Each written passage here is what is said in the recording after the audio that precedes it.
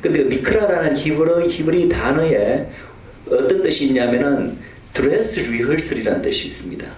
드레스 리허설이 뭐냐면은 여러분들 연극 같은 거 할 때 오랫동안 이렇게 연습을 한 다음에 리허설 하잖아요. 그러면 이제 실제로 어떤 연극 본 그것이 상演되기 직전에 마지막 하는 총연습, 그때는 실제로 연극 그 배우들이 실제로 분장을 옷을 다 의상까지 차려입고 실전과 똑같이 하는 그것을 드레스 리허설이라고 합니다. 총연습입니다. 즉 뭐냐면은 이 이스라엘 백성들이 이 절기를 지키려고 성회로 모일 때마다 그것이 결국 뭐냐면은 그 절기에 담긴 예수님의 초림과 재림의 그 구속 사역을 사실 드레스 리허설하고 있는 거예요. 무슨 말인지 알겠죠? 단순히 그냥 기념하는 의미가 아니라 문화적 행사가 아니라 계속해서 영적으로 그것을 지킴으로써 그 일이 이루어지도록 어떤 영적인으로 중보하는 행위가 될 수 있다는 것입니다. 근데 이제 창세기 이 모하림이라는 단어가 사실은 성경에 언제 처음 나오는지 여러분들 이 중에 알고 계신 분 계시죠? 창세기 1장 14절에 나옵니다. 근데 그 단어가 창세기 1장 14절에는 어떻게 번역된지 아세요? 계절들로 번역됐습니다. 사시로 번역됐습니다. 하늘에 이제 달과 해와 달과 별을 베풀어 두신 그 목적을 설명하실 때 보면 징조와 사시와 그다음에 사시가 계절이죠.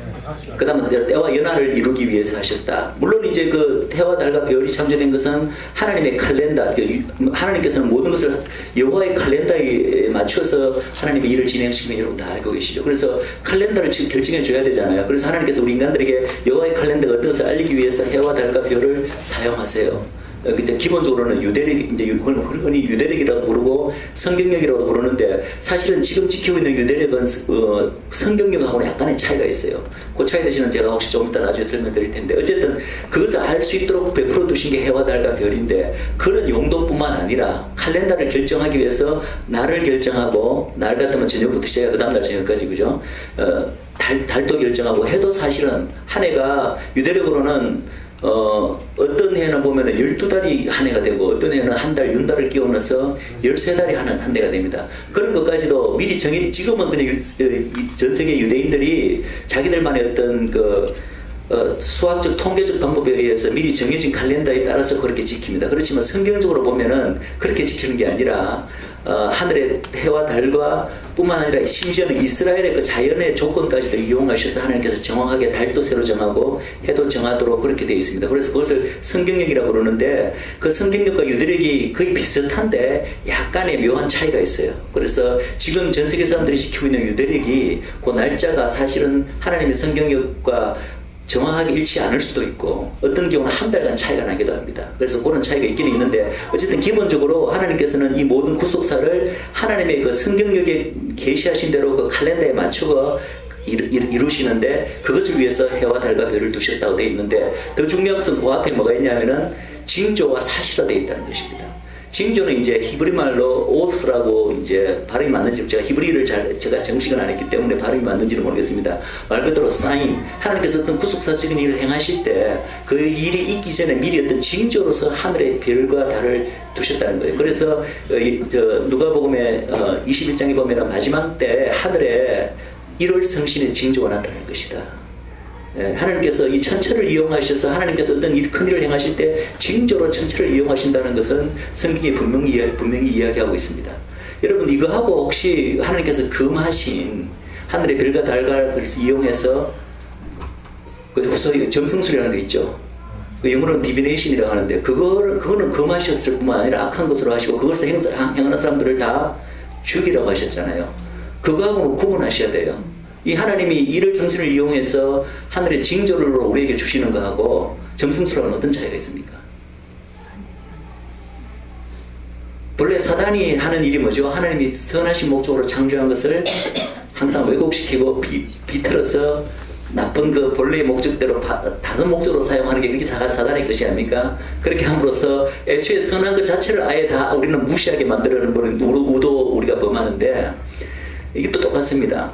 원래 일을 성신을 주신 것은 하나님께서 우리에게 어떤 구속사적인 일을 행하시기 전에 그 징조로서 보여주시기 위해서 그걸 사용하시는데 인간은 그것을 어떤 용도로 사용하냐면 그것을 가지고 인간 개인의 기흉 화복을 점치는 것으로 동갑시켜 버렸습니다. 그것이 점성술입니다. 하나님께서는 그것을 굉장히 정오하시고 그런 일을 행하는 자를 다 죽이라고 하셨죠. 그렇지만 분명히 이럴 성신을 이용해서 하나님께서 징조 나타내는 얘기는 성경에 너무나 많이 나오고, 대표적으로 계시록 12장에 하늘에 보면은 마지막 때 징조가 나타나는데 처녀의 그 형상이 나타나고, 처녀의 머리 위에 해가 있고 발에 달이 있고, 또 그 드라곤이 처녀를 쫓는 그 이야기가 계시록 12장에 나오지 않습니까? 그 자체가 다 하늘의 별자리들에 대한 설명인데, 그 자체가 하늘에 나타나는 징조고, 분명히 누가복음에도 마지막 때는 하늘의 징조가 나타나는데, 일월 성신의 징조가 나타날 때 그때 너희들은 고개를 들라, 고개를 들고 하늘을 쳐다보라고 되어 있습니다. 왜냐하면 구속할 날이 가까웠기 때문에. 그래서 이것은 우리가 분간을 해야 됩니다. 최근에 그렇게 많이 떠들었던 블러드문, 그죠? 블러드문도 바로 이 징조에 해당되는 거예요. 그것이 이제 징조가 있고, 또 하나 그 다음에 이제 사시라고 되어 있는데, 우리나라 말로 번역하면 계절들이죠. 근데 계절이 아니라 그게 바로 모아딤, 하나님의 절기라는 것입니다. 그래서 이 모아딤이라는 히브리 단어가 번역될 때 어떤 때는 계절로 번역되고, 어떤 때는 그냥 단순히 페스티벌로 번역됐어요.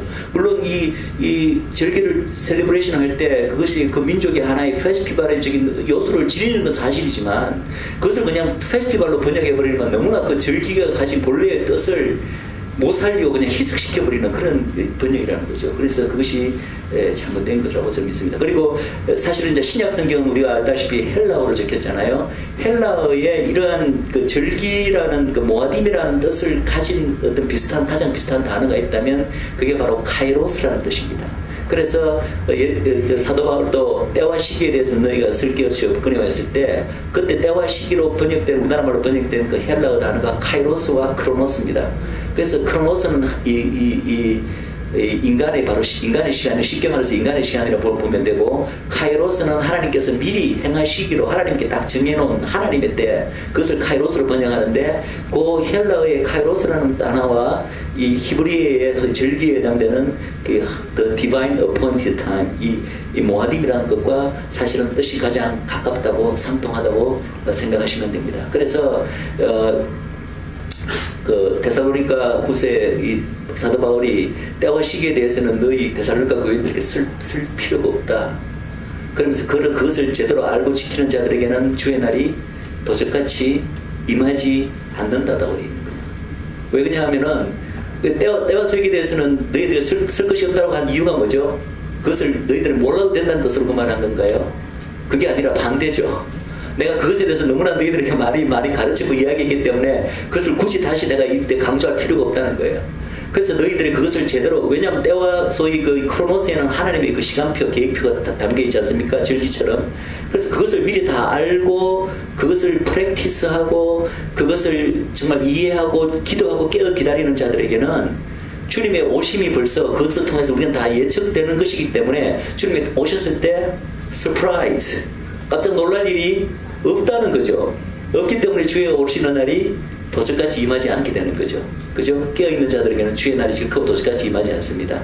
깨어있지 않고 절기도 모르고 이거 아무것도 모르고 그냥 때에 대해서는 아무 관념이 없이 그냥 매일매일 그냥 급급 살아가는 사람들에게는 주의 오심이 정말 큰 서프라이즈가 되겠지만, 그렇지 않은, 여기 계신 분들은 다 이제 그렇지 않다고 저는 믿고 있는데, 절대 주님이 오시는 날이 도적같이 오시지 않습니다.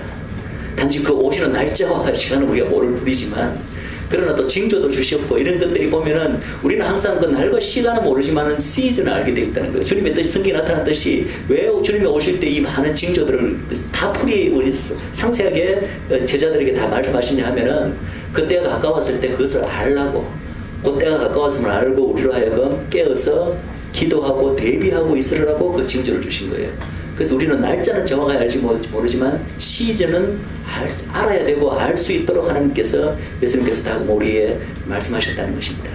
그리고 이 절기를 우리 이제 앞으로 우리가 이제 7절기를 다 각각 공부하기 전에 우리가 또 알아야 될 것이, 각각의 절기에는 3가지 차원이 있습니다.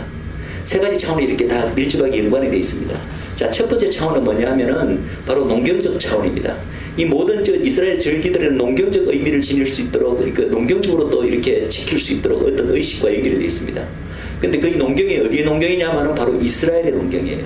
이스라엘이라는 그 나라의 그때의 기후와 그 나라의 농업 조건과 딱 맞도록 절기가 연결되어 있어요.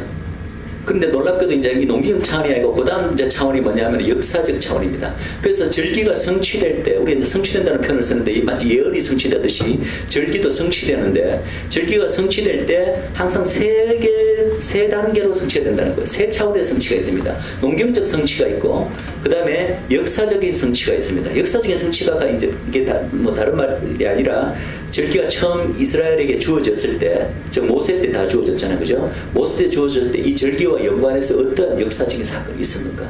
예를 들어서 6월절 같으면 뭡니까? 출애굽 사건, 그죠? 양피를 바르는 사건, 그죠? 그것이 이제 역사적인 성취입니다. 예. 그 다음에 궁극적인 성취가 뭐냐면 영적인 성취죠. 영적 그리고 구속사적인 성취가 바로 세 번째 차원의 성취입니다. 그래서 지금 그 절기에 담긴 이 참다운 진짜 뜻이 바로 이제 영적 성취를 위한 것인데, 그것이 전부 다 이제 역사적인 성취로 혹은 농경적인 성취로 이렇게 예표된다는 것입니다. 그래서 거의 모든 절기가 이 세 차원의 성취를 동시에 이루는 걸로 되어 있죠.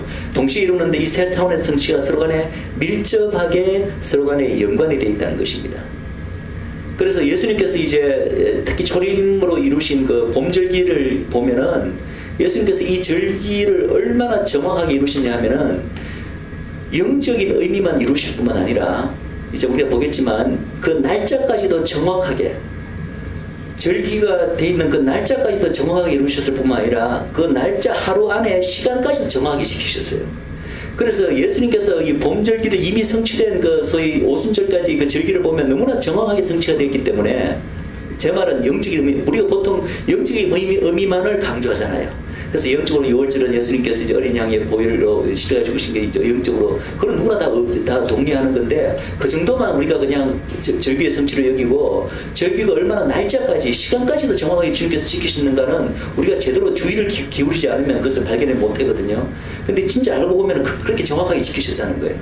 그것을 우리가 알고 보면은 우리가 이제 앞으로 성취될 가을 절기에 대해서도 주님께서 봄절기를 이만큼 정확하게 철저하게 지키셨다면 그럼 가을 절기도 그렇게 지키실 것이 아닌가라고 기대하는 것이, 그것이 논리적이고 합리적이죠. 물론 하나님께서 꼭 그대로 안 하실 자유가 계신 분이죠, 하나님께서는.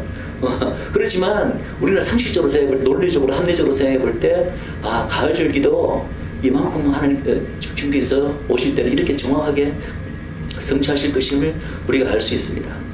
그리고 또 하나 이제 그 농경적 성취와 관련돼서 제가 이제 말씀드리고 싶은 것은, 이거 이스라엘의 그 농경적 성취가 곧 이 절기의 성취와 연결되고, 이것이 역사적뿐만 아니라 절기의 영적 성취와도 연결된다는 말은 곧 뭐를 나타내냐 하면은, 이스라엘의 그 자연 조건, 농경 조건 혹은 기후 조건조차도 그것이 언제 결정되었을까요?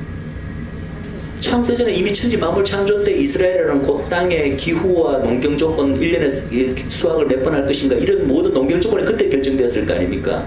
근데 그때 결정되었을 때 이스라엘 나라가 있었어요, 없었어요?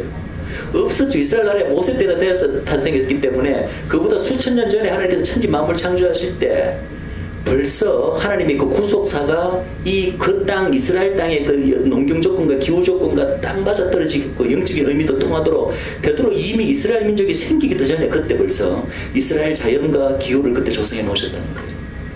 그러니까 이 하나님의 이 구속사의 이 계획을 하시는 것이 얼마나 철저하게 미리 다 예정된 대로 그것이 되는지, 그것을 알고는 정말 소름이 끼칠 것입니다. 그래서 이 하나님의 놀라운 이 신적 섭리 아래서 이러한 절기의 농경적 차원, 역사적 차원, 그리고 영적 차원의 모든 성취가 완벽하게 코디네이션을 이루고 있다, 유니피케이션을 이루고 있다는 것을 우리가 볼 수가 있습니다. 그래서 이 모든 것을 이해하고 나면은 우리가 절기를, 아무리 우리가 신약 백성이지만 신약 백성의 절기를 금하는 말은 성경에서 단 한 구절도 찾을 수가 없습니다. 그냥 교회에서 그냥 그렇게 프랙티스로 수행해왔고, 더더구나 이 절기가 다 예수님에 관한 것이고 예수님의 그 초림, 재림을 통한 하나님의 구속사적 성취와 관계있다는 것을 우리가 이해하고 나면은, 아니 왜 우리가 절기를 지키지 않을 이유가 전혀 없는 거예요.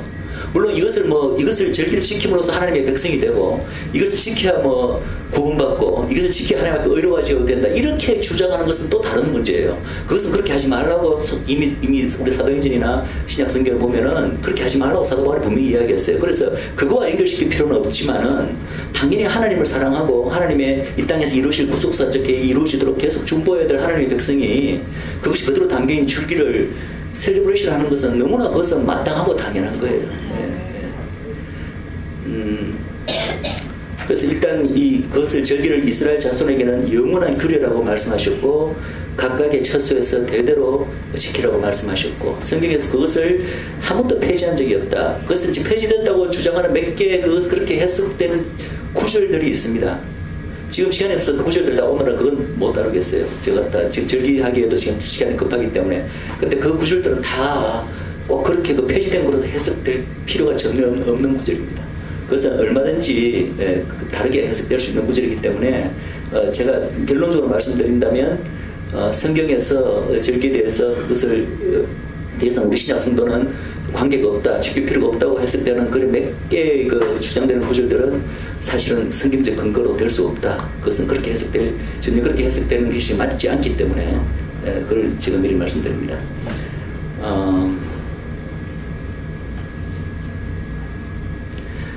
자, 이 하나님이 이제 아까 칼렌더가 이제 이 칼렌더로 하나님께서 이 구속사를 진행시키는 것이고 그것의 청사진이 이제 절기에 담겼다고 했기 때문에 이 여호와의 칼렌더와 이 이스라엘의 절기와는 뗄래야 뗄 수가 없는 연관성이 있습니다. 그리고 실제로 모든 절기들을 보면은 유대력으로 몇 월 며칠 이렇게 정의가 되어 있습니다.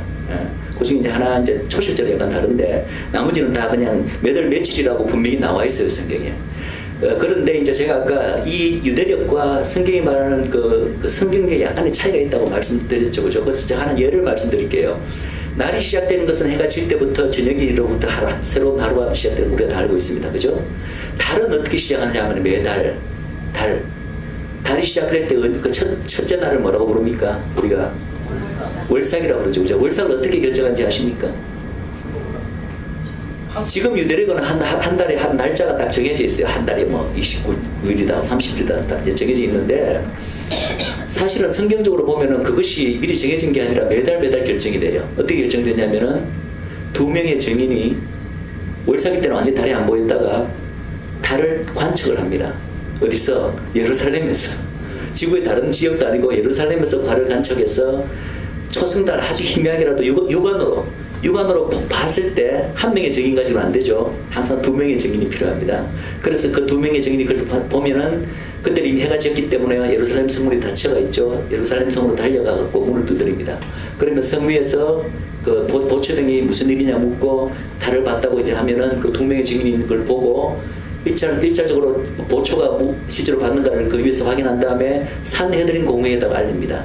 그럼 상해드린 공회가 소집되어서 두 명의 증인을 상해드린 공인 앞에 불러갖고 실제로 말을 맞춰봐서 실제로 두 명의 증인이 본 것이 확정되면은 그러면은 오늘이 바로 이제 오늘부터 1일이라고 상해드린 공회가 선포를 하게 됩니다. 그렇게 해서 매달이 결정되는 거예요.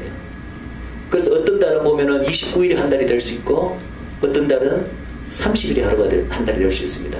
그래서 29일째 밤에도 지났는데도 안 보이면은 그 다음 날에는 무조건 보이게 되어 있는 거예요. 그래서 그때는 한 달이 29일이 아니고 30일이 되는 거죠. 그것이 그때그때 다르게 그때그때 이스라엘에서 달을 관측함으로써 결정되는 것이 그게 성경력입니다. 자, 예? 구름 끼고 하면 안 돼. 그럴 수도 있죠. 그러면 이제 그 다음 거예요. 예.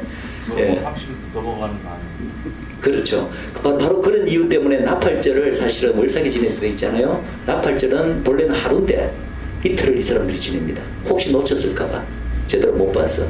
다른 건 틀릴 수 있지만 나팔절은 틀릴 수는 없잖아요. 실제로는 하루지만 나팔절은 항상 이틀을 실질적으로는 이렇게 준수하는 이유가 바로 거기에 있습니다. 자, 해는 어떻게 결정하냐면은 해는요, 지금 유대력에 의하면은 해만 네 번째 해에 혹은 또 8번째 해인가 이렇게 해서 윤달 제2의 아다르라고 12월 아다르라고 그러잖아요, 유대력으로. 12월을 끝났는데 한 달을 더 끼워 넣습니다. 왜냐하면 그 이제 전체 이거 해를 기준으로 하는 그 생달력과 이렇게 맞추기 위해서 한 달을 이제 하나 끼워 넣는데 그것이 미리 통계적인 방법으로 딱 언제 한 달을 끼워 넣는 게 딱 정해져 있어요. 지금 지키는 유대력에는, 전 세계 이스라엘 사람들이 지키는 유대력에는.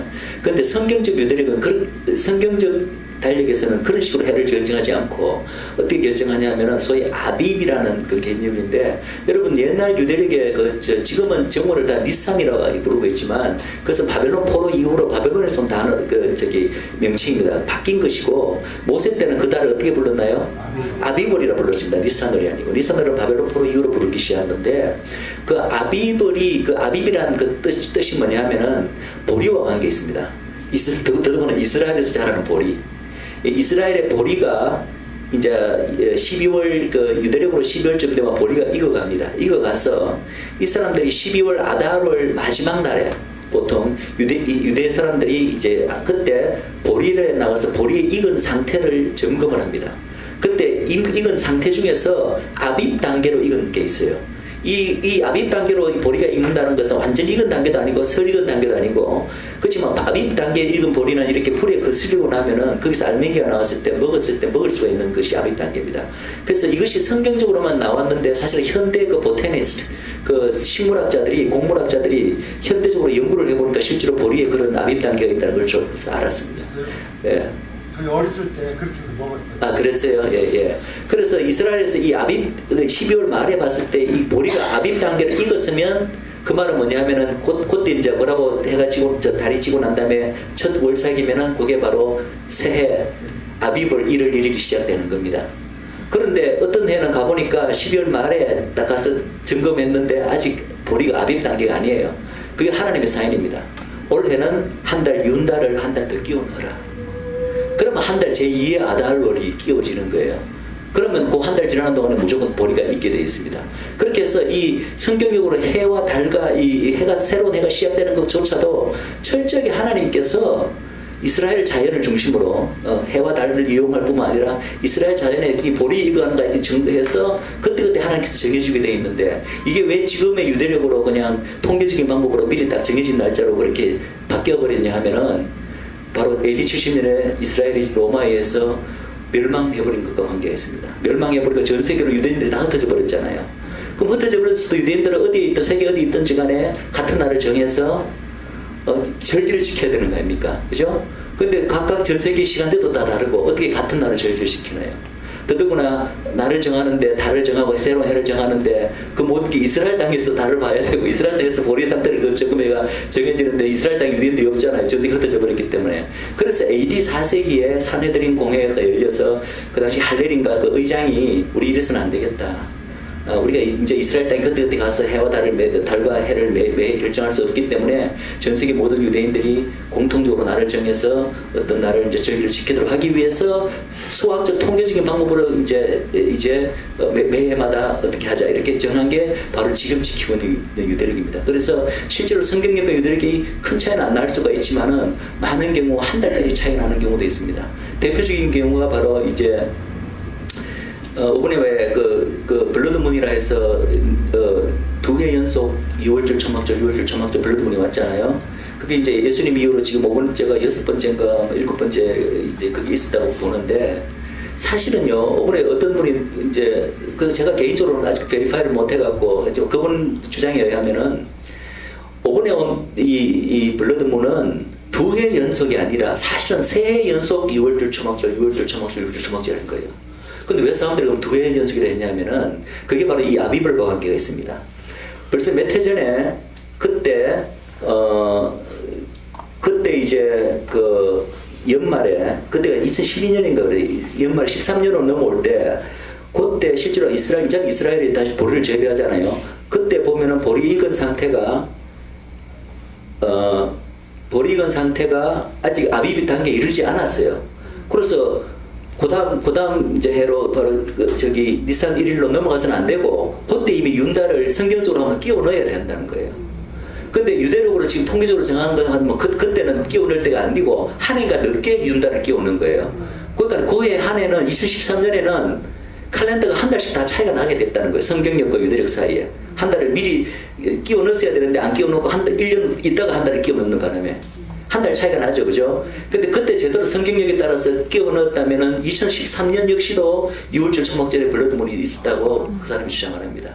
그러면 2회 연속이 아니라 3회 연속 블러드문이 오게 된 셈이죠. 예, 그래서 그것이 실제로 과연 그날에 있었던가는 제가 개인적으로 안 해봤는데 그분 그렇게 이제 주장을 합니다. 그래서 어쨌든 그런 것을 보더라도 우리가 어떤 경우에는 한 달 정도 차이가 날 수도 있다는. 그래서 지금 우리가 뭐 유대력으로 절기 지킨다, 초막절이다 뭐다 하는데 그것이 과연 성경적으로도 하나님 보시기도 고난이 진짜 정확하게 고난인지에 대해서는 우리가 다시 한번 생각해봐야 될. 그런데 어쨌든 정확한 하나님의 달력만 우리가 안다면 하나님은 그 정확한 정해진 달력에 따라 역사하신다는 것은 그것은 우리가 분명히 믿을 수가 있습니다. 그래서 성경이 그렇게 말하고 있기 때문입니다.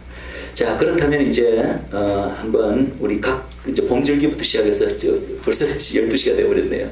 최대한 빨리 한번 해보도록 하겠습니다.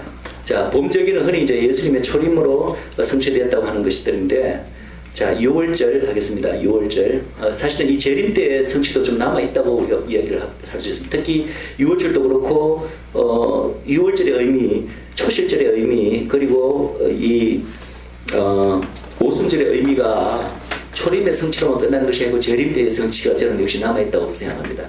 6월절 역시도 예수님께서 뭐라고 하셨어요? 내가 다시 와서 6월절을 할 때까지 포도주를 다시 마시지 않겠다는 말은 주님 모시고 난 다음에 6월절 다시 셀러브레이션 된다는 말이죠. 그죠? 초실절도 물론 예수님의 부활의 첫 열매로 초실절을 성취하셨지만 예수님은 부활의 첫 열매를 따름이고 뭐가 남아있습니까? 그 다음에 부활할 우리가 남아있잖아요. 우리가 그 부활에 참여하는 것까지도 사실은 그 초실절의 의미 안에 다 담기는 거예요. 그럼 그 성취는 언제 일어납니까? 재림 때 일어나는 거죠. 그죠? 그래서 초실절의 의미가 재림 때도 남아있습니다. 오순절은 더합니다. 오순절은 사실은 사도행전의 성령 강림과 교회 탄생으로 오순절이 성취됐다고 이야기하지만 좀 전에 제가 말씀드렸지만 부분 성취입니다. 오순절의 온전한 성취가 마지막에 또 남아있습니다. 그래서 봄절기, 흔히 말했다 예수님의 초림으로 성취되었다는 봄절기조차도 재림 때 성취가 남아있고 재림 때 성취된다는 가을절기에도 초림 때 성취된 모습들이 있다는 것입니다. 그래서 편의적으로 뭐 봄절기는 예수님 초림으로 가을절기는 예수님 재림으로 하지만은 그것이 다시 그렇게 도식적으로 나뉘는 것은 아니라는 것을 아셔야 됩니다. 자, 6월절은 이제 다 알다시피 히브리 말로 페삭, 영어로는 패스오버라고 이야기하고 소위 이제 니산 혹은 아비월 며칠입니까? 6월절이 14일입니다. 그죠? 14일 하루입니다.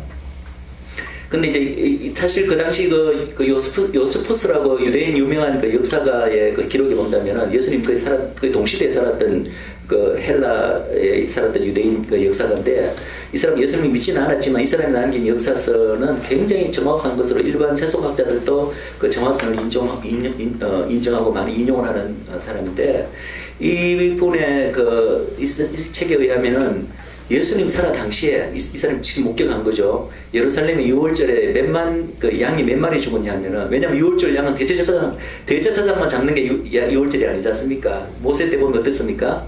한 가족당 한 명 잡고 한 가족 수가 너무 적으면 두세 가정이 합쳐가 한 마리 잡으라고 그랬죠. 그래서 흔히 유대인들은 10명 정도, 유대인 10명당 한 마리를 잡는다고 이야기를 합니다. 근데 그 당시 양이 몇 마리 잡혔냐면 25만 마리가 잡혔습니다. 6월절 하루에 잡히는 말이. 25만 마리가 한꺼번에 하루에 죽는다고 생각해보십시오. 그것을 흘러나오는 그 피와 그 배설물과 내장과 그 모든 것을 처리하는 시설들이 그 당시 다 갖춰져 있었는 거예요. 지금 예루살렘 가보시면 그 성전 그 규모는 아무것도 아닙니다. 그 당시 성전 규모도 엄청나게 컸을 뿐만 아니라 헤롯 성전이 원래 컸지만 그 헤롯 성전에 이 수십만 마리의 양을 한꺼번에 도축하고 그것을 고기를 태우고 그 모든 분비물, 배설물, 피 이런 거 다 처리할 수 있는 그 하수 시설과 그 물 저수 시설이 엄청났다는 기록들이 남아 있거든요. 그런 걸 지금 흔적도 찾아볼 수도 없지만 그래서 양 몇 마리 잡는 게 6월절이 아니라 25만 마리가 하루에 죽었다. 그리고 실제로 그 당시 그 양 한 마리 때문에 모든 가족이 다 오지는 않았겠지만 어쨌든 성인 남자들은 다 예루살렘 와야 됐잖아요. 아마 수백만에 도식적으로 하면 25만 곱하기 10하면 250만인데 250만이 다 모이지는 않더라도 적어도 100만 명 이상의 인파들이 6월절에 모였을 것이다. 엄청난 광경이죠. 그것을 우리가 상상할 수 있습니다. 자, 그럼 예수님께서 이 6월절을 얼마나 이제 정확하게 지키셨나 한번 볼게요. 6월절 전부터 이렇게 이제 이 기록을 보면 특히 요한복음을 보면 요한복음 12장에 보면 어떤 말이 나오냐면 예수님께서 6월절 엿새 전에 베다니에 도착한 거로 나와 있습니다. 6월절 엿새 전에. 근데 이것이 이제 6월절이 무슨 요일인가와 관련돼서 왜냐면 예수님께서 6월절 돌아가셨잖아요. 다시 말해서 예수님께서 십자가에서 돌아가신 날이 무슨 날인가에 관련해서 이것이 굉장히 중요한 정보가 됩니다. 6월절 일순날 도착하셔서 그날 저녁에 하신 일이 뭐냐면은 이 마르다와 마리아 집에서 식사를 같이 하셨어요.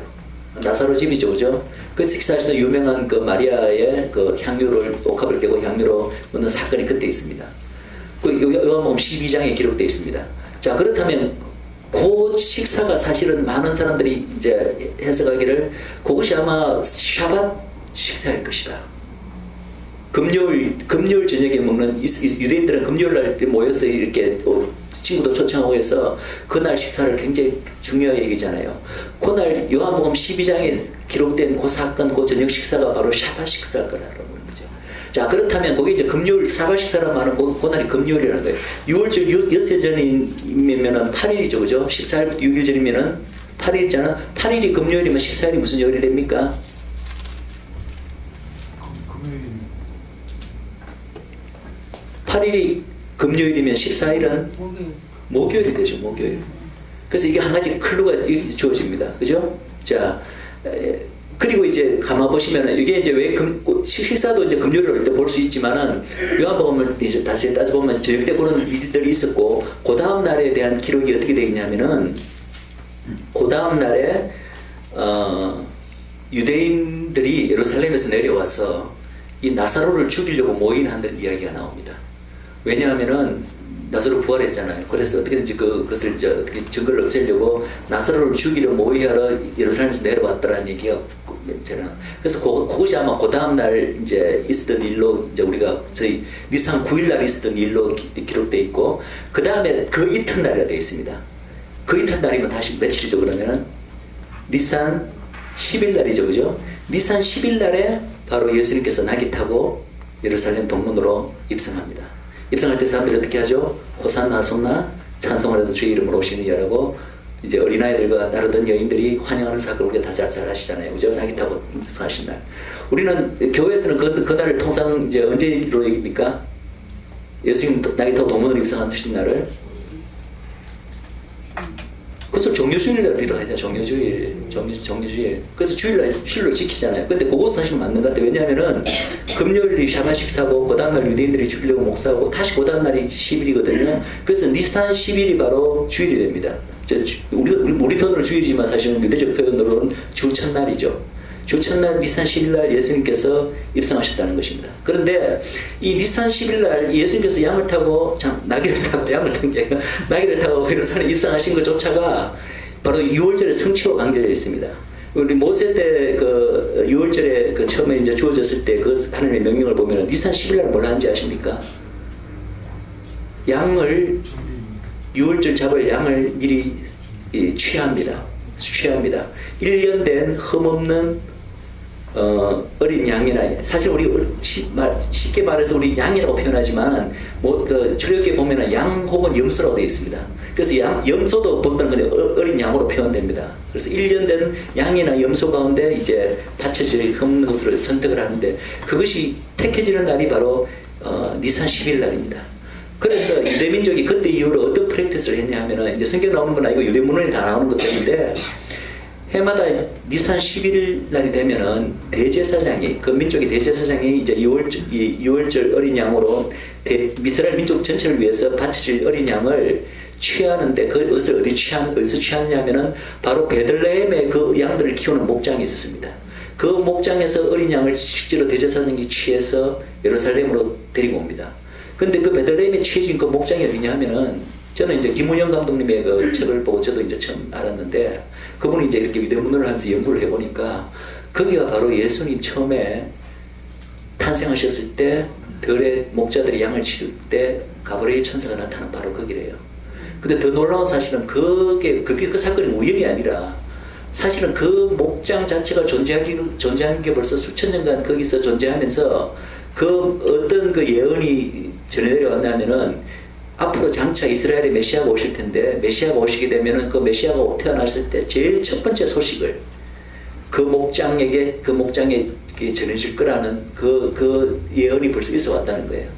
그래서 우연히 그 가브리엘 천사가 나타나서 목동들에게 들어있는 목장을 전하는 게 아니라, 사실은 메시아의 오심을 기다리면서 대대로 계속해서 거기서 지켜왔던 거예요. 거기에서 약속된 대로 나타난 것입니다. 나타나서 이 대제사장이 그 어린 양을 가지고 니산 10일 날 예루살렘 북문으로 들어온답니다. 북문으로 들어오면은 예루살렘의 전 백성들과 그 제사장들이 그것을 기다리고 있다가 대제사장이 양을 가지고 북문으로 들어오면은 거기서 그 환영하면서 이 사람들도 그것이 이제 장차 올 메시아를 예표한다는 걸 알기 때문에 환영하면서 찬송 호산나 호산나 찬송하리로다 주의 이름으로 오시는 이여라고 환영하는 것이 그 당시 예수님의 프랙티스예요. 근데 그날 대제사장이 어린 양을 가지고 들어오는데 웬 유대인 남자가 허름하게 생긴 유대인 남자가 나귀를 타고 동문으로 들어오는 거예요. 동문으로 들어오는데 일부 어린아이들과 여인들이 그거를 향해서 호산나 오셨나 찬송한 어린 양으로 오시는 이여라고 환영하는 거예요. 그러니까 그 제사장들이 진짜 한마디로 그냥 도는 거죠. 이게 이 뭐냐 이거 이 사람 뭐냐? 지금 대제사장을 향하여 어린 양을 갖고 오는 그 사람들 향하여 외쳐야 되는데 웬 낯선 사람, 초라한 사람을 가지고 환영하니까. 네. 그러니까 예수님께서 바로 내야말로 그 너희들이 기다리고 있던 그 참 6월절의 어린 양이라는 것을 보이신 것이고 그것이 정확하게 니산 10일 날 그렇게 하심으로써 이미 6월절을 그때부터 이제 이렇게 이루고 계시는 거죠. 자, 모세 율법에 의하면 10일 날 양을 취하고 14일 날 양을 잡잖아요. 그죠? 해물 시간에. 그런데 그 나흘 동안 11일부터 14일까지 나흘 동안이 무슨 어떤 기간인지 아십니까? 그 양을 검사합니다. 검사하는 기간이에요. 왜 검사합니까? 양이 흠도 없고 점도 없어야 되거든요. 그것을 검사하는데 실제로 6월절 어린 양인 예수님께서 그 나흘 동안 뭐 하신 줄 아십니까? 예루살렘 입성하셔서 십자가에 달리시는 6월절까지 나흘 동안 유대인의 장로들에게 서기관들에게 바리새인들에게 사도인들에게 검사받으셨습니다. 어떻게든지 예수님에게 흠을 찾아내려고 어떻게든지 꼬투리를 잡아서 예수님을 하려고 온갖 함정질문도 만들고 온갖 것으로 예수님을 시험하고 질문했지만 예수님께서는 조금도 그 흠을 예수님으로부터 그들이 찾아내지 못했습니다. 그렇게 식물당하시고 결국은 잡히셔서 다시 안나와 가야바 대제사장 앞에서 신문을 당하고 또 헤롯이 그 당시 경건하지 않은 왕이었지만 어쨌든 하나님께서 권위를 정하신 이스라엘의 세속적 왕이에요. 그죠? 그래서 이스라엘 전체를 세속 권력을 대표하는 헤롯 왕 앞에서 신문을 받고 또 누구에게 갔습니까? 빌라도는 누구를 예표하냐면 이방을 예표합니다. 이방의 지도자로서 이방 전체를 지도자가 예표하기 때문에 이방 앞에서 한마디로 전 인류 앞에서 신문을 받으신 거예요. 모든 계층의 신문을 받으시면 예수님께서는 흠도 없고 점도 없는 분으로 빌라도조차도 내가 이 사람에게서 아무런 죄를 찾아낼 수 없다고 이야기했잖아요. 그렇게 받으신 것이 바로 6월절 어린 양으로서 그것을 이루신 것입니다. 또 하나 6월절의 유명한 그 의식이 이스라엘의 의식이 뭐냐면은 누룩절기입니다.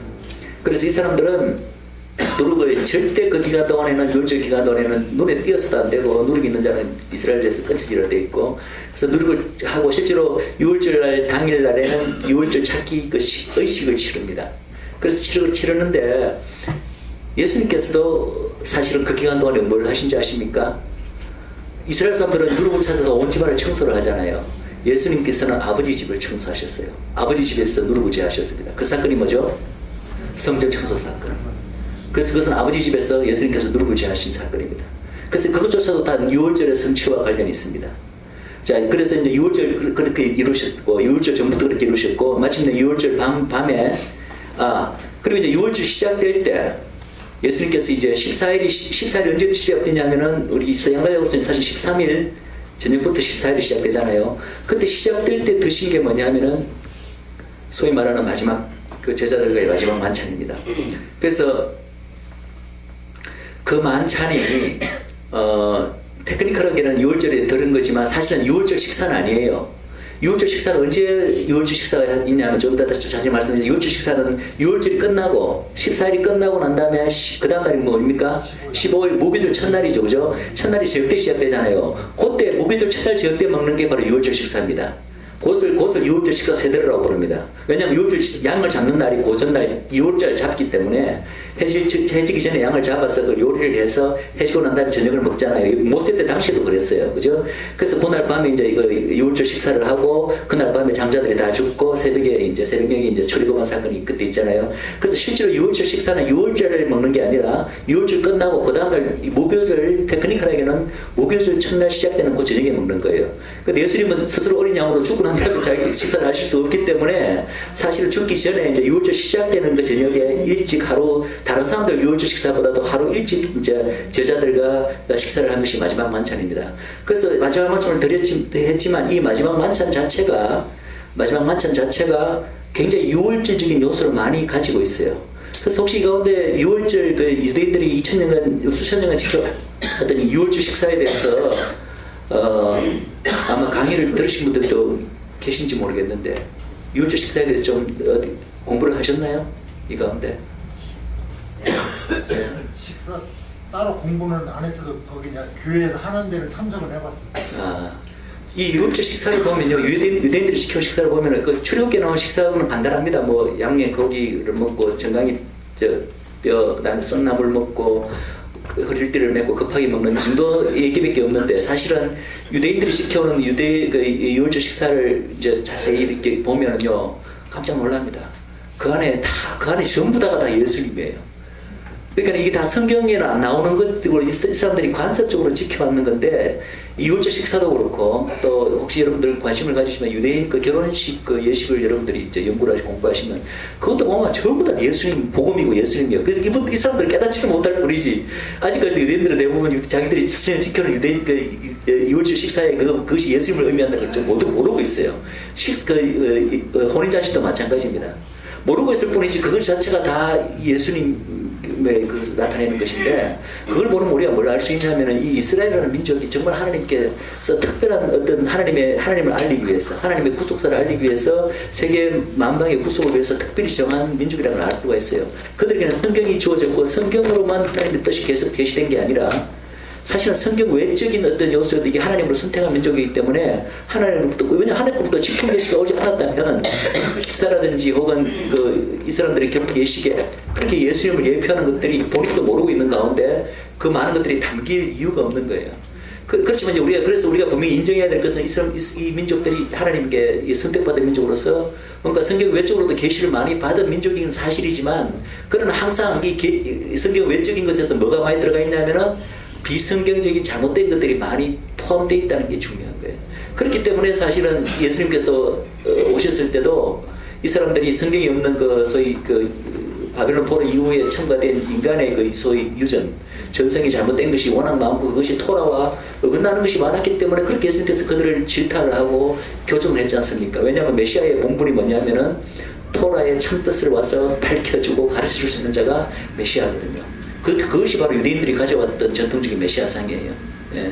그래서 그들은 예수님을 오해하기로 예수님들은 토라를 파괴하러 왔다고 오해를 했기 때문에 메시아를 받아들이지 못했는데 사실은 예수님이 토라를 파괴하러 오신 분이 아니라 토라를 완성하러 오신 우리가 알지 않습니까? 예. 그래서 어쨌든 간에 예수님 당시에는 이 사람들이 자기들이 토라를 지킨다고 했지만은 모세의 토라에 없는 수많은 온갖 전성까지 다 그냥 합쳐서 소위 성경 외적 토라라고 해서 구전 토라라고 해서 이 사람들이 지키는 것 중에 잘못된 것들이 너무나 많았기 때문에 예수님께서 그것을 질타하고 교정한 것입니다. 그렇지만 그렇다고 해서 다 잘못된 건 아니라는 거예요. 금방 말씀드렸지만 이들의 결혼 예식이라든지 이런 유월절 식사에 보면은 굉장히 이거는 하나님으로부터 올 수밖에 없었던 그런 어떤 계시적인 부분들이 그 안에 많이 들어가 있다는 것은 우리가 또 인정을 해야 되는 것입니다. 그래서 이 유월절 식사를 한번 보면은 지금 시간이 없어서 제가 상세를 못하겠지만은 굉장히 그 예수님을 나타내는 중요한 부분들이 있는데 예를 들면 이런 거예요.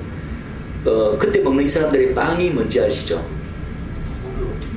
그걸 뭐라고 그러죠? 유월절 식사 때 먹는 걸 만자라고 그러죠. 만자를 처음에 어디다 넣으신지 아십니까? 만자 자체 빵을 혹시 보신 분 계십니까 지금? 어떻게 생겼어요? 비스켓처럼 되는데 그게 뭘 박아야 돼요? 구멍이 나 있죠. 괜히 구멍을 낸 게 아니라 그게 누구를 상징하죠? 만자가 예수님의 몸이고 그 몸이 찔리시는 것을 상징하는 거죠. 그래서 그 구멍이다 참으로 찔릴 걸 상징해서 구멍이 나 있어요. 본인들은 유대인들은 왜 구멍을 낸지 이유도 모릅니다.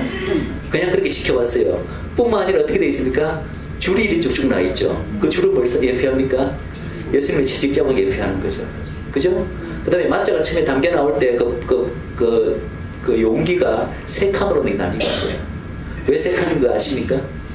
우리한테는 쉽습니다. 그 질문이. 뭐죠? 답이 뭐죠? 성부, 성자, 성령. 그죠?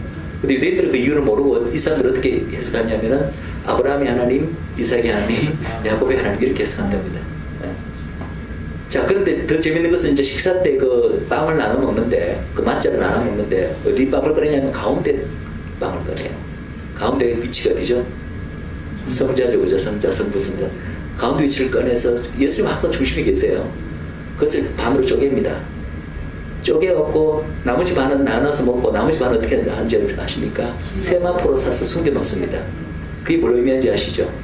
그죠? 예수님의 그 죽음 세마포로 싸서 숨기우시는 거죠, 그죠? 4사흘 동안, 그죠? 그 빵을 아피코만이라고 부릅니다. 그 다음에 이제 식사를 끝나고 난 다음에 그 빵을 다시 이제 아이들을 시켜서 찾아오게 만듭니다. 찾기 쉬운 데 숨겨놨어요. 그럼 아이들이 이제 그 빵을 찾아올 때 막 기뻐서 막 환호를 지르면서 그 빵을 들고 옵니다. 그게 바로 예수님의 뭘 의미합니까? 부활 사건, 그죠? 부활을 의미하고 그 기쁜 사실이죠. 더 그래서 이제 그것을 다시 가져와서 그 빵을 다시 이제 나눠 먹습니다. 그런데 더 놀라운 사실은 이제 아이들에게 그 빵을 찾아온 아이들에게 선물을 줍니다. 근데 선물을 언제 주는지 아십니까? 50일 이후에 줍니다. 그게 뭘 의미하는지 여러분들 아시겠죠? 예. 하나부터 열까지 이 모든 것이 그냥 복음이고 예수님입니다. 포도주, 이제 그 가운데 유월절 식사 때 포도주를 4잔을 마십니다. 오늘 근데 놀랍게도 오늘 그 본문 말씀이 바로 그 4잔과 관련이 있어요. 오늘 목사님께서 말씀하셨지만 그 바로 출애굽기 6장에 2절부터 13절까지 말씀 중에 내가 너희들을 빼고 또 건져내고 구속하고 삼고가 바로 포도주 4잔과 관련이 있습니다. 4잔의 포도주를 식사 도중에 마시는데 첫 잔이 The Cup of Sanctification. Sanctification 말이 바로 내가 너희들을 빼고, 뺀다는 말이 뭐를 뺀다는 뜻이 뭐냐면 sanctify 뜻은 구분한다는 뜻이에요. 딱 여러 그룹 중에서 한 그룹을 딱 미리 딱 정해갖고 내가 요거를 내가 딱 찜해놨다, 요 그룹을 찜해놨다, 다른 그룹과 딱 구분되게 딱 구분해놨다는 뜻이 sanctification입니다. 그것이 뺐다는 뜻이에요. 그 다음에 뺀 그 그룹을 이제는 노역에서 건져냈다고 되어 있죠. 그게 The Cup of Deliverance. 두 번째 마시는 컵입니다. 포도주잔입니다. 그 다음에 세 번째 마시는 접이 The Cup of Redemption. 구속의 잔입니다. 그리고 네 번째 마시는 잔이 내가 너희를 내 백성으로 삼고, 우리가 하나님의 백성이 됐으니까 얼마나 기쁜 일이에요. 그래서 네 번째 컵을 The Cup of Praise, 찬양의 컵 혹은 The Cup of 할렐이라고 부릅니다. 그래서 이 네 잔의 컵이 전부 다 유월절 마시는 컵이 바로 그 출애굽기 오늘 읽었던 본문에서 빼낸 그 컵인데, 근데 예수님께서 이제 유월절 만찬이 아니고, 참 우리 유월절 만찬이라고 부르는데, 유월절 사실은 테크니컬한 유월절 만찬이 아니고 하루 전날 이제 마지막 만찬이라고 부르는 게 맞는데, 그때 이제 포도주 마시면서 떡도 떼면서 이것이 내가 너를 위해서 이제 찢는 내 몸이고 포도주는 내가 너를 위해서 흘린 내 피라고 하셨잖아요. 그러면 그 떡이 아마도 유월절 먹는 그 맞자, 그죠? 맞자, 그 찢어진 그것을 의미하시면서 그 말을 하셨을 것이고, 그래서 예수님께서는 유월절, 그 당시 이미 수천 년간 유대인들은 이미 유월절 식사를 지키고 있었지만, 예수님께서는 제자들에게 그 유월절 주인이 바로 내다.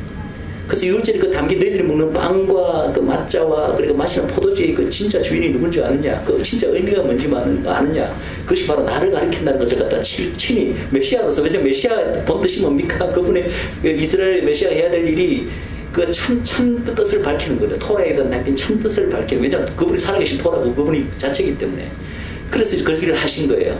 그래서 그러면서 그때 이제 내가 너를 위해서 흘리는 이 피다 하면서 마신 잔이 아마도 그 4잔 마시는 잔 중에 세 번째 잔, The Cup of Redemption이 아닐까 많은 사람들이 얘기를 합니다. 근데 아마 틀림없이 그 잔을만을 마신 것이 아니라, 아마 예수님께서 식사 도중에 아마 제자들과 잔을 몇 잔을 마셨을 거예요. 단지 기록이 성경에 이제 그 부분만 기록되었을 따름이지, 아마 유월절 예식대로 4잔을 마시지 않았을 때 그렇게 이야기를 합니다. 유월절 식사 중에 또 마지막으로 하나 재밌는 것은, 주님께서 이제 다시 오시기 전에 누구를 먼저 보내신다고 되어 있습니까? 엘리야를 보낸다. 그래서 그 말씀에 의해서 이스라엘들의 유월절 식사에 보면은 엘리야의 자석을 항상 한 빈자리를 하나 만들어 놓고 빈 컵도 그 앞에다 갖다 놓습니다. 그다음 식사 중에 아이들을 시켜서 문 밖을 이렇게 체크하게 만들어요. 혹시 엘리야가 와 계신가 보라.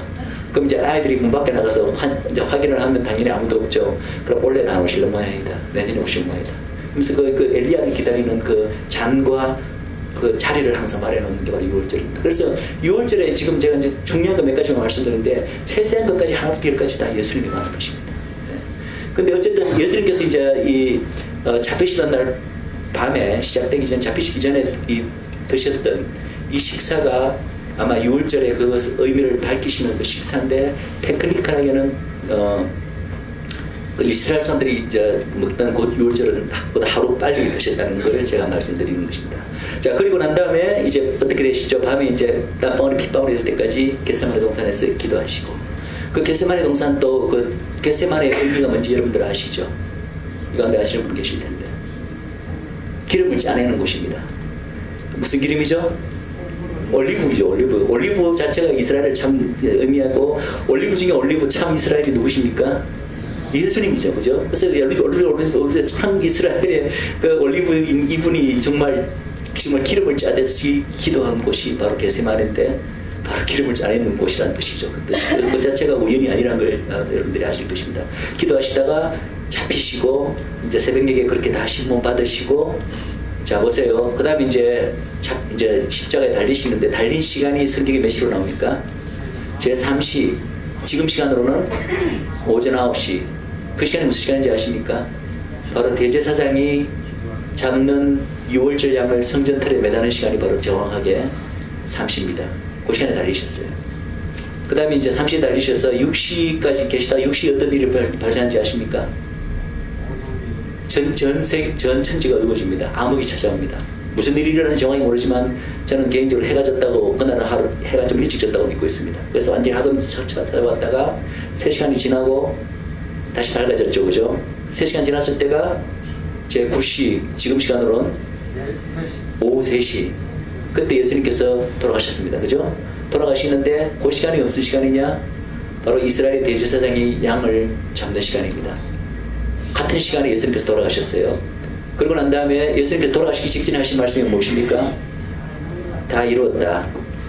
이스라엘 대제사장이 그 이스라엘 민족을 위해서 택한 그 양을 잡고 외치는 소리가 다 이루었답니다. 그것까지 예수님께서 정확하게 지키셨습니다. 그 다음에 그 어린 양을 오븐에 넣어 삶잖아요. 오븐에 넣어 손질하고 삶는 시간이 들어가는 시간이 바로 여러분들 잘 아시는 날짜가 바뀌는 날, 해가 딱 치고 선셋, 그죠? 그 시간이에요. 해질 무렵.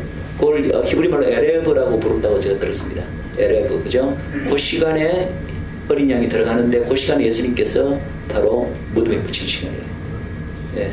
그래서 정확하게 예수님께서는 6월절에 이 영적인 상징적인 의미뿐만 아니라 날짜는 물론이고 시간까지도 정확하게 이렇게 다 성취하셨다는 겁니다. 그래서 그것을 보면 참 우리가 이제 소름 끼치는데, 이 에레브라는 시간이 굉장히 중요한 시간 같아요. 이 성경에 보면은 요 해질 무렵에 뭔가 예언적인 사건들이 많이 일어납니다.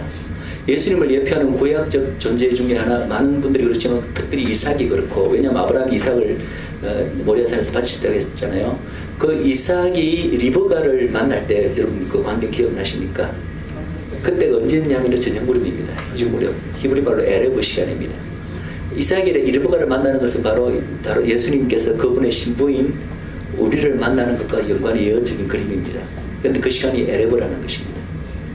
스가랴서 14장 7절 누가 한번 읽어주세요. 스가랴서 14장 7절.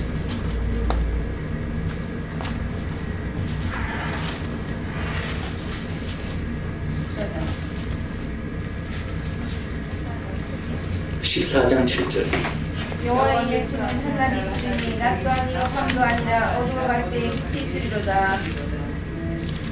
수수께끼 같은 구절이죠. 그죠? 근데 이 스가랴서 전체가 14장도 그렇지만은 12장부터 계속 마지막 때 주님 오실 때 재림 때의 이야기입니다. 그죠? 거기에 이런 수수께끼 같은 구절 한 구절이 들어가 있습니다. 여호와가 아시나 한 날이 있는데 그 시간이 낮도 아니고 밤도 아니고 어두워져 갈 때라. 그때 빛이 있으리라. 그래서 혹자는 바로 이 시간이 바로 예수님이 재림하실 때의 시간과 연관되지 않을까라고 힌트로 준 것이 아닐까. 아까 이삭의 그 리브가 만나는 시간도 있고 하기 때문에 실제로 희년마다 대속죄일에 긴 나팔을 부르는데 그 긴 나팔을 부는 시간도 바로 이 시간입니다.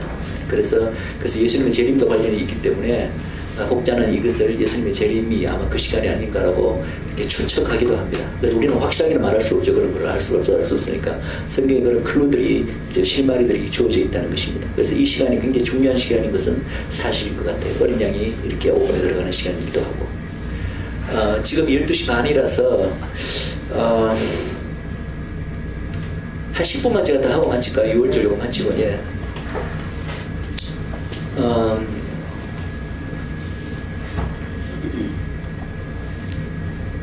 자, 제가 이제 이어서 하나 묻고 싶은 것은, 그러면 이 요월절이 과연 무슨 요일이었는가? 그 당시 예수님 당시에. 왜냐하면 이스라엘 절기는 이제 유대력에 따른 것이기 때문에 우리 이 서양 달력에 어느 일정한 요일로 떨어지는 게 아니라 해마다 이 절기가 떨어지는 요일이 계속 바뀌는 건 여러분도 다 아시죠? 그죠? 아시는데, 그럼 그 당시에는 이게 예수님 돌아가신 날이 무슨 요일이었는가 하는 거예요. 이것 자체를 그게 왜 중요하냐, 따지는 게 정확하게 하는 게 중요하냐라고 또 묻는 분도 계시더라고요. 근데 저는 굉장히 중요하다고 생각합니다. 왜냐하면 예수님께서 이 절기를 대충 이루신 게 아니라 그냥 영적인 의미, 상징적인 의미라면 성취한 것이 아니라 철저하게 그 의미는 물론이고 날짜까지, 시간까지 정확하게 지키는 걸 알기 때문에 하나님이 얼마나 정확하게 이것을 절기를 이루시고 예언의 말씀을 이루시는가, 하나님 말씀에 대한 권위라는 차원도 있기 때문에 이것이 더 중요합니다. 그리고 또 중요한 것은 뭐냐면은 예수님께서 스스로 내가 메시아인 증거가 이거다라고 말씀하신 게 하나 있으세요. 그게 혹시 뭔지 여러분 기억나십니까? 요나의 표적입니다. 요나의 표적. 그 당시 그 유대인들이 예수님에게 와서 표적을 보여달라고 그랬잖아요. 그 표적이 뭘 보여달라는지 아십니까? 그냥 당신 뭐 놀라운 기적을 행하니까 그 기적 중 하나 한번 우리한테 보여주시오. 뭐 쇼하기 위해서 보여달라는 얘기가 아니라 유대인들은 정말 자기들은 심각한 거예요. 유대인들이 와서 요구한 것은 당신 정말 우리가 기다려왔던, 수천 년 기다려왔던 우리 민족의 메시아 맞습니까? 우리 민족의 메시아인 증거를 보여달라고 요구한 거예요. 그 사람들이 생각하는 증거는 이제 표적들이겠죠. 그죠? 근데 예수님께서 뭐라고 말씀하셨어요? 내가 너희들에게 보여줄 표적은 아무것도 없다. 하나밖에 없다고 해서. 그 예수님 스스로가 뭐냐면 그 표적의 의미는 뭐냐면 내가 메시아인 증거, 이것이야말로 내가 메시아인 증거다. 그러면서 말씀하신 게 뭐냐면은 나도 요나처럼 사흘 밤낮을 땅속에 있으리라. 인자도. 요나가 사흘, 그냥 단순한 사흘이 아닙니다. 나눠서 3 days and 3 nights라고 불렀습니다. 그 말 그대로 나도 3 days and 3 nights를 땅속에 있겠다는 거. 그것만이 내가 메시아인 유일한 증거다. 그러고 난 다음에 다시 부활하겠다는 거죠. 그 예수님께서 친히 메시아의 유일한 증거라고 내세운 이것을 사람들이 제대로 충분히 여기에 대해서 충분한 고려를 하지 않고 제대로 충분한 그 무게를 두지 않는 거예요. 이 말씀에. 이 말씀 자체에 굉장한 큰 클루가 있어요. 예수님께서 실제로 언제 죽으셨는지가, 왜냐하면 본인 스스로가 이것이야말로 내가 메시아임을 밝혀줄 유일한 표적이라고 했기 때문에. 자, 그래서 이제 우리가 흔히 교회에서는 며칠 죽었다고, 언제 죽었다고 합니까? 금요일 돌아가셨다고 하죠. 금요일은 무조건 아니에요. 그건 이제 여러분들도 이 가운데 금요일이라고 믿고 계신 분은 아무도 없으시죠. 그것이 아닌 건 다 알깁니다. 그건 어떻게 억지를 쓰냐 하면은 사흘만, 그러니까 금요일부터 포함해서 사흘이에요. 그것도 사흘도 다 온전한 사흘이 아니라 금요일 언제 죽으셔서 오후 3시에 돌아가셨잖아요. 그러면 이제 해지기 전까지 불과 낮 잠깐 몇 시간을 그냥 온전한 하루로 또 이제 그걸 억지로 그걸 친다 칩시다. 금요일 하루 낮, 그죠? 낮 한 번, 토요일 낮 한 번. 자, 주일날 새벽에 부활하셨는데, 그죠? 주일날 새벽에 부활하셨는데 새벽에 사실은 해 뜨기 전에 부활하셨다고 저는 믿습니다. 그런데 혹시 해가 몇 초라도 햇빛이 나고 난 다음에 부활하셨다면 그 몇 초간도 낫으로 치는 거예요. 그래서 세 번의 낫으로 이제 친다고 합시다. 그죠? 그럼 세 번의 낫은 억지로 3번 들어갔어요. 자, 밤을 생각해 봅시다. 금요일 밤 한 번, 토요일 밤 한 번, 또 한 번의 밤이 어디 있습니까? 여러분 분명히 아니죠. 토요일 밤이 바로 일요일 밤이잖아요. 그 일요일까지 아침까지 그게 토요일 밤이거든요. 밤은 아무리 카운트해도 2번밖에 안 나옵니다. 무슨 말인지 알겠어? 낮은 억지로 말도 안 되게 카운트해가 3번이 된다.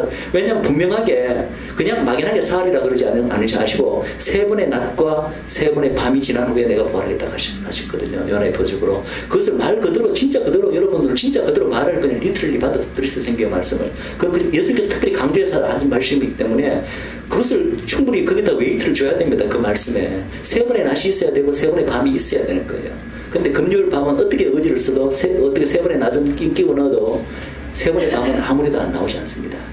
그래서 사람들이 많이 이제 주장하는 것이 금요일은 무조건 아닌 것이 맞고 수요일 아니면은 또 그럼 왜 이 가톨릭에서 이 성경적 근거도 없이 왜 그 금요일이라고 생각했냐면은 이런 두 개의 오해되는 그 편 때문입니다. 그 다음 날이 안식일이라고 돼 있어요. 예수님께서 십자가에 다 달리시는 날. 그 다음 날이 안식일이기 때문에 그래서 그날 예밀이라고 부르는 겁니다. 사실은 6월절인데 그 안식일을 크게 이 사람들이 큰 명절로 지키기 때문에 6월절은 그냥 그 날을 그 다음 날 그 큰 안식일을 예비하는 그래서 양을 다 잡는 날이기 때문에 그래서 그날을 예밀이라고 불렀거든요. 그래서 어쨌든 그 다음 날이 안식일이라는 표현 때문에 이 안식일을 토요일 안식일로 이 사람들이 생각했기 때문에 이 날은 금요일로 생각하는 거예요. 무슨 말이죠? 예수님 돌아가신 날을. 근데 그 다음 날이 안식일이라는 표현에 다른 복음서에서는 그냥 안식일 되어 있는데 요한복음에는 어떻게 되어 있는지 아십니까? 그 다음 날은 하이 사바스라 되어 있습니다. 여러분 매주마다 돌아오는 토요일 안식일이 있고 그 다음에 절기들마다 하나님께서 특별히 이 날은 안식일로 지키라고 날이 있죠. 그 날을 하이 사바스라 부릅니다. 그래서 예를 들어서 이제 그 무교절 같은 경우 무교절 첫날 15일과 마지막 날 21일 날을 안식일로 지키게 되어 있어요. 그래서 무교절 첫날이 앞으로 또 안식일인 거예요. 그래서 그 다음 날에 안식일이라고 하는 말은 요한복음에 분명히 나와 있듯이 주마다 돌아오는 안식일을 말하는 것이 아니라 바로 무교절 첫날 그 안식 큰 안식일을 말하는 거라는 거죠. 그러니까 그것이 꼭 금요일일 필요가 없는 거죠. 그죠? 그것이 주 토요일 안식일이면 금요일이지만 무교절 첫날 안식일이기 때문에 무교절 첫날이야 해마다 떨어지는 요일이 다르지 않습니까? 그러니까 당연히 금요일일 필요가 없는 것이고 다음에 또 하나 중요한 근거가 뭐냐면은 그거는 예수님 부활한 날하고 관계있는데 그거는 제가 말씀드릴게요. 그래서 그런 오해 때문에 이제 금요일로 이겨왔던 것이지 사실은 금요일이 될 수가 없습니다. 요나의 그거 다 맞지 않습니다. 그래서 나온 두 가지 설이 뭐냐면은 목요일설과 수요일설입니다. 근데 이제 그 중에서는 이제 이렇게 의견이 서로 나뉘어져 있어요. 자, 수요일설을 주장하는 사람들은 이제 꽤 많은 걸 알고 있어요. 금요일을 부정하는 사람 중에서 수요일에 예수님이 돌아가셨다. 근데 그거는 또 이런 난점이 있습니다. 수요일이 만약에 6월절이라면 그러면 아까 요한복음 읽을 때 6월절 6일 전에 베다니 가셨고 식사하셨고 그 다음 이틀 후에 낙이 타고 온 그 일들이 포함되어 있잖아요.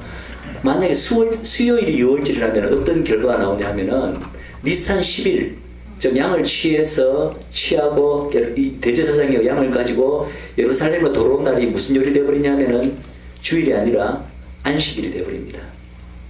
그럼 그게 왜 문제가 되냐면은 보세요.